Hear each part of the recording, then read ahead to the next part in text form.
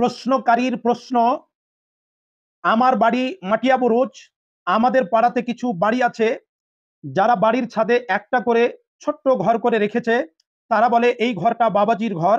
সেই ঘরে প্রতিদিন আগরবাতি মোমবাতি জ্বালাই, ফুল দেয়। কতটা সঠিক কোরআন ও হাদিস থেকে বলবেন?